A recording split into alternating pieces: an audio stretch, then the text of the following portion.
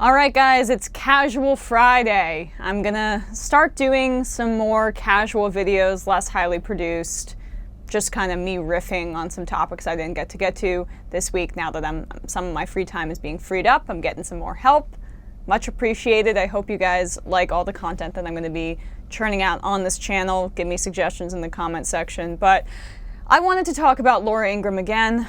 I think she's even more insidious and white supremacist-ish than Tucker Carlson, who sometimes has some thoughtful segments on war or on corporate handouts, although he's a complete hypocrite when it comes to those things.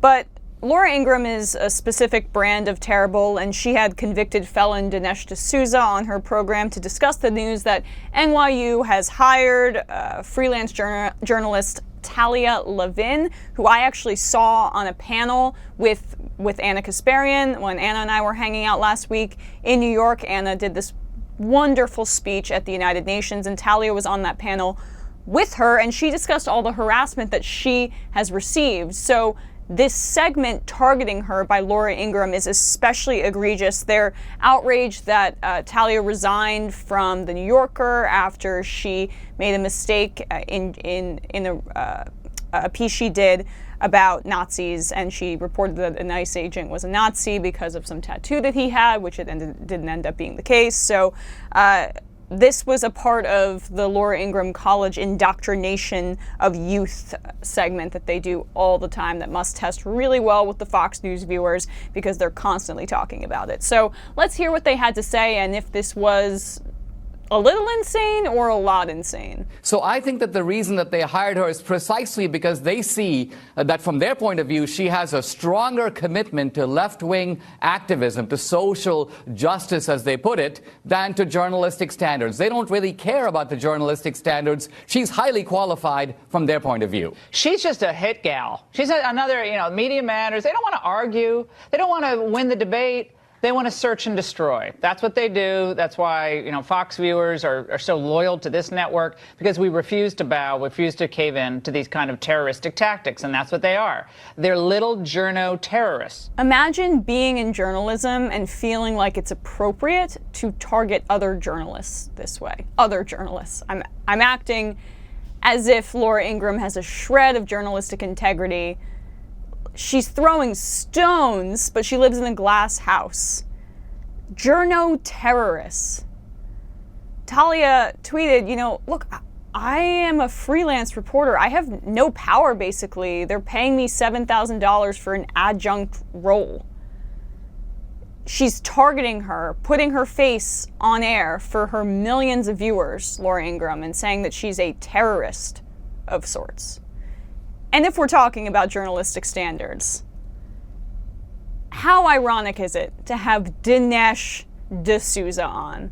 Because let's remind everyone what Dinesh D'Souza has peddled. Mr. D'Souza has frequently been criticized for making incendiary or conspiracy-promoting remarks, including his suggestion in August 2017 that a violent white nationalist rally in Charlottesville, Virginia, had been staged, and his incorrect claim in October that Hitler was not anti-gay. So Dinesh D'Souza is a person of color who makes his money by saying that you're not racist, Republican Party, and does all of these somersaults to get to his conclusion. He has this thesis, and everything needs to fit into that, no matter if it's a square peg and a round hole, right? That's the phrase.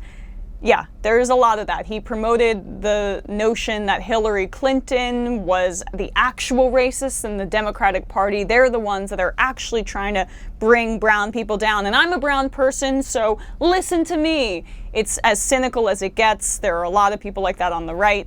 Ben Carson made a fortune doing that. We obviously have Candace Owens. I don't need to mention Diamond and Silk, do I? But I just did.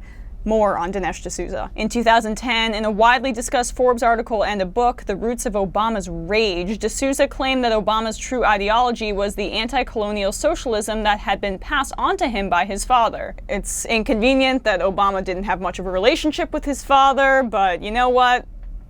Have at it, Dinesh D'Souza. This is part of the racism that Donald Trump promoted before he was president of the United States, that Obama was not born in this country, was not of this country. He doesn't look like you and your white buddies at the country club. So obviously he's very scary. Not even at the country club, your white buddies in your small town in Kansas or Indiana.